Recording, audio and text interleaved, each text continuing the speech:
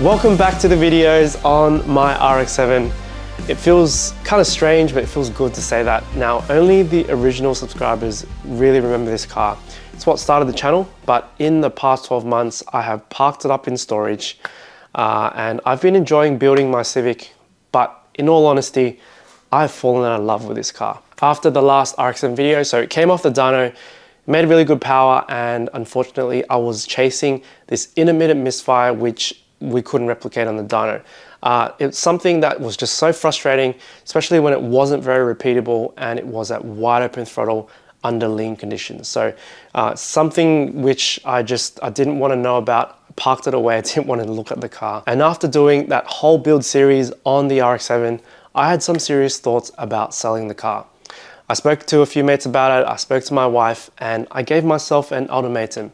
If I don't enjoy the car by the end of the year, it's up for sale. You know, I haven't really developed the same connection I'd usually do with cars. So it doesn't really mean too much more than a toy to me. So shortly after that, I pulled the car out of storage, I gave it a nice wash, and I just went to town, took pretty much the whole front end apart, and just tried to look for issues. I had a long list of things to look at. And of course, Omar heard about this and he reached out, he gave me a few ideas and told me to bring the car down when I'm ready.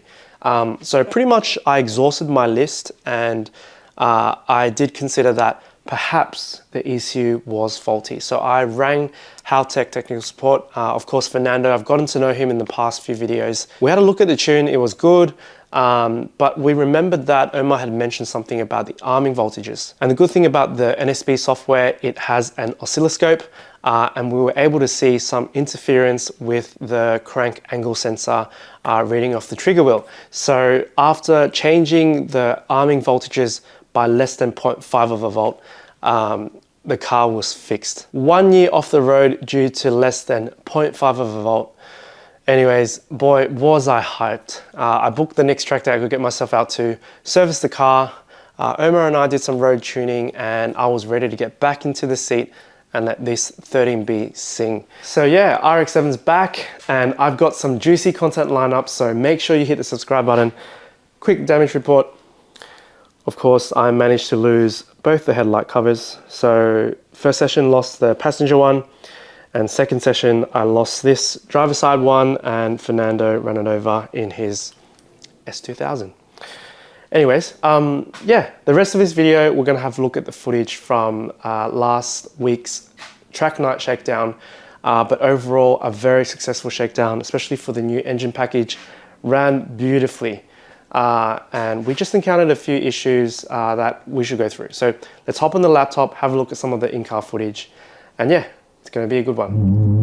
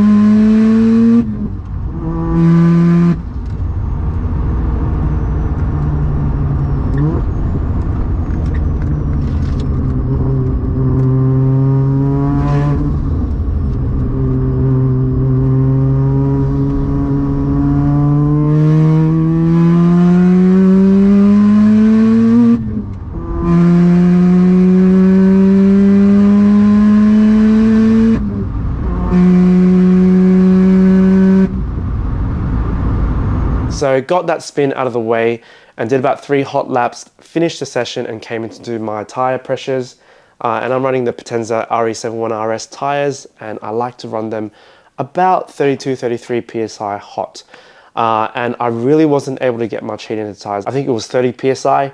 And just watching my footage, you can tell just how gentle and passive I am in the corners. After that first spin, yeah, really need to build that confidence back. So of course, on the straight line speed, you're not really going to gain much temperature in the tires. So yeah, it was a bit of a balancing act.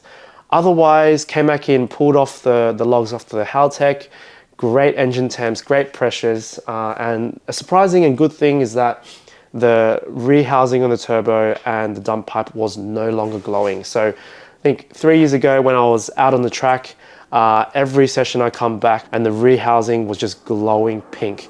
So yeah, just goes to show how a free-flowing exhaust can really reduce the back pressure and most likely reduce your exhaust gas temp. On the log we saw that we did hit the 18 PSI boost cut, which actually progressively got worse during the night, which you'll see. Apart from that, the G-Racing shifter was good. I never missed a gear, but it was harder work to get it into gear. So it's a bit of a trade-off there, but otherwise quite happy with the first session. So on to the second session, and I am gonna try and do a bit of a live commentary.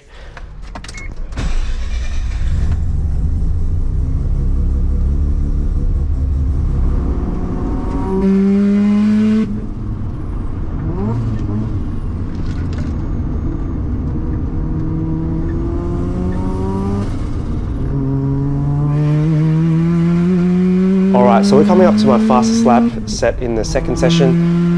So I remember this lap was a lot more together, a lot more commitment in the corners, and the tyres did feel a bit better. So coming up to the final corner for our flying lap.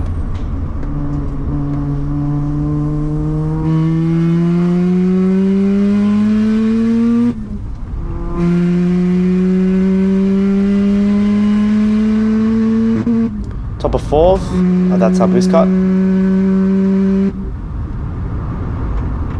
Backed off way too early. But I'm trying to introduce a bit of throttle in turn one. Still being super ginger with it.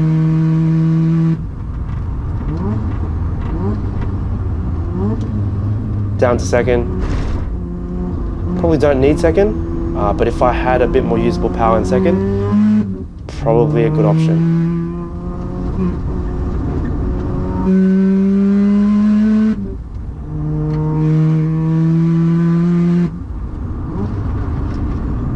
Oh, missed the apex.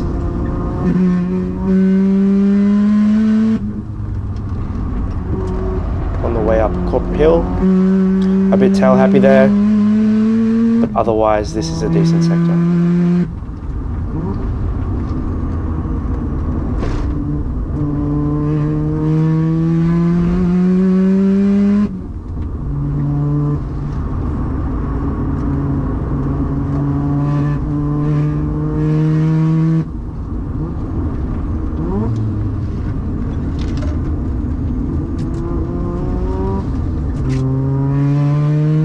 Yeah, that's a whole second there if I can use second gear.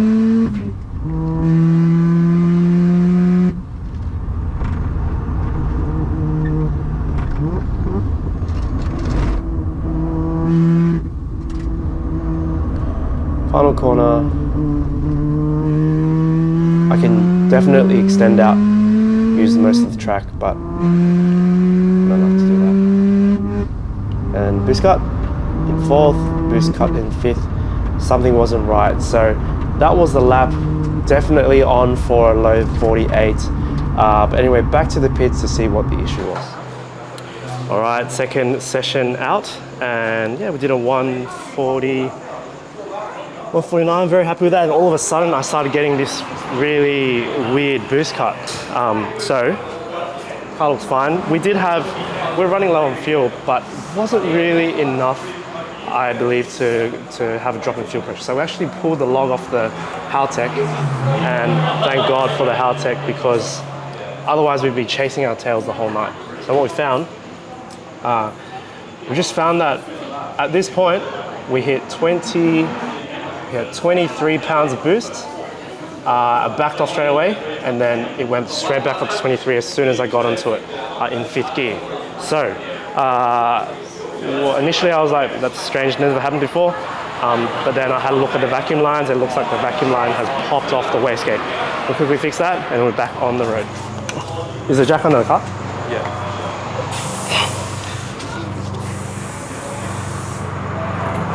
Alrighty. There we go. So the vacuum line just popped off. Easy fix. Yeah, I was going to say, I was like, I'm pretty sure they're probably used to this by now, especially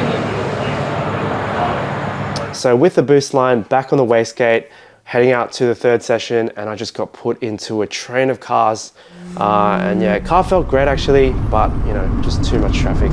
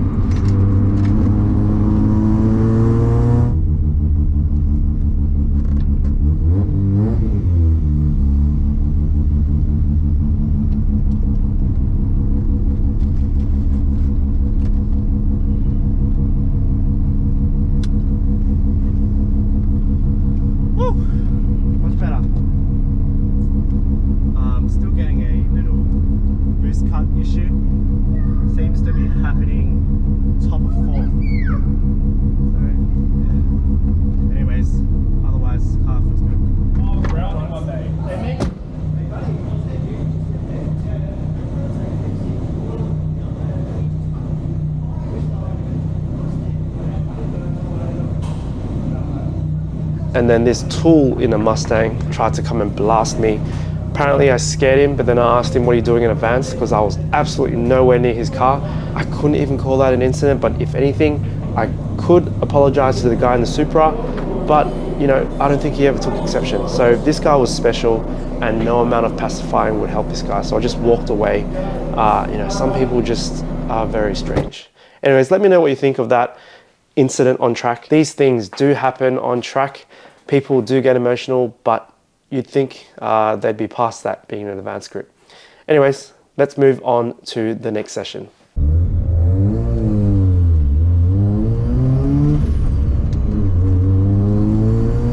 All right, so I'm actually showing you the final session. And yeah, the goal for this session really was try to get more temp in the tires. But I was feeling better, more comfortable in the car. And at this rate, with each session, tires are tumbling. But this was the last session of the night. So with the City Municipal Park track nights, it's only 4 hours on track. So yeah, car felt great. And we're coming up to the final hot lap of the night. Much more commitment in the corners. Does look a lot better here. And based on the data logs, I just told myself we're going to short shift 5th so that we avoid the top of 4th where we're getting that boost cut. Shifting at 6,000.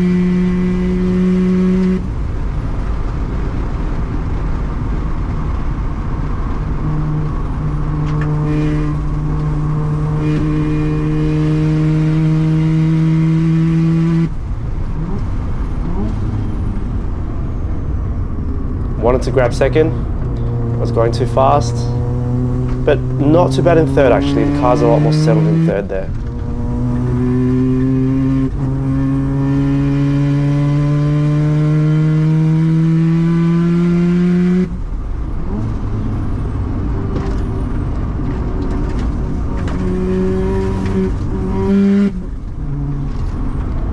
this shift to fourth gear, I think was a mistake. I didn't lose much time there, but I think the third gear, attacking in third there is a lot better.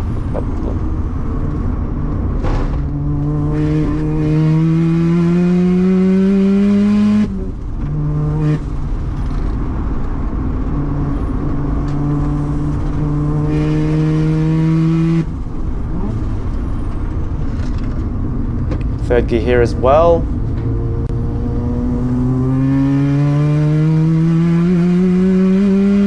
A lot smoother this way.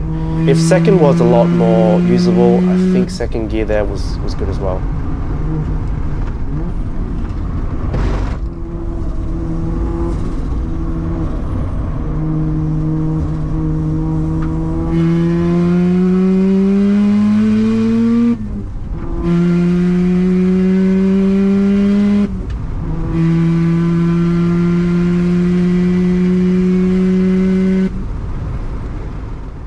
And we ended the night with a time of 1 minute 48.1. And that is a PB of about 1 second, but this car is so much faster than it used to be. The good thing is we have the data, we have the footage, and I can see exactly where I can gain my time. So I'm not disappointed, but I know that there is so much more potential in the car. Based on the footage, there are 3 things I think we need to address on the car. First being boost control.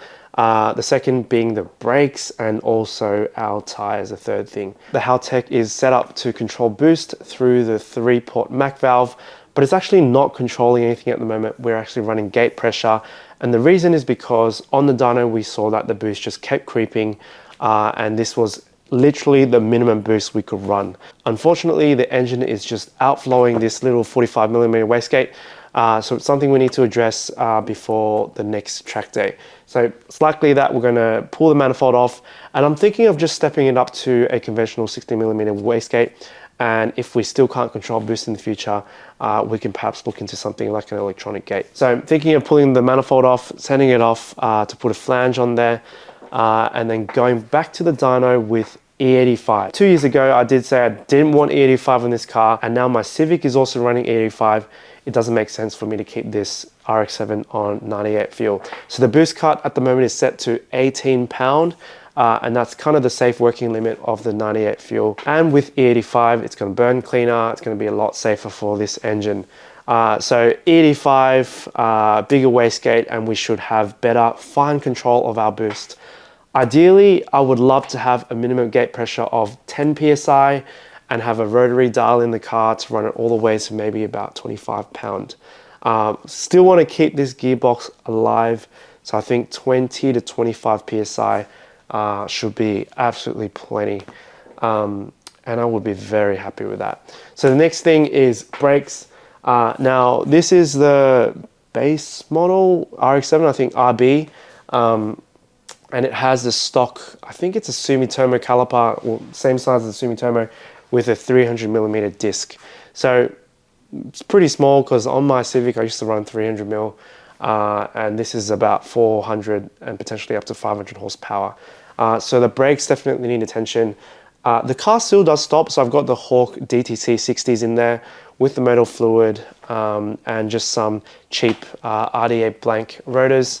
And you know, the car does stop, but you can see that sometimes I am downshifting to second just to help me compression brake and slow the car down. Thinking of going maybe a 355 setup, but not something too flash, just something bolt on and simple to do. And the last thing being tires. So these are 2020 tires. And I do think they might have another tractor in them. The Potenza RE7 RS tires, I think, are the right choice for this car. At the end of the day, it is still a street car, and being a 200 tread wear, and also actually being quiet on the road. I know RX-7, but being quiet on the road, you know, I think it is the right tire for the car. It is extremely grippy as well. It's a bit of a cheater 200 tread wear. So that's it for this video. Now, I hope the analysis of the track stuff wasn't too boring for you guys, but the content on the RX-7 is back, and I promise you it'll be good. Make sure you subscribe, and to finish the video off, I need to give a shout out to 2 people. Omar from Race Only, the legend, has been so helpful with this build process. from the time he found out the car was good, he still wanted to do some road tuning on the car. He still wanted to give me some track support. And yeah, the car is alive because of him. And lastly, to Zach McLeod, when he found out about my headlight covers, he went to storage and dug these out for me, and they are in better condition than my original ones. So, and the tabs are intact. I hope you enjoyed the video, and I will see you guys in the next one.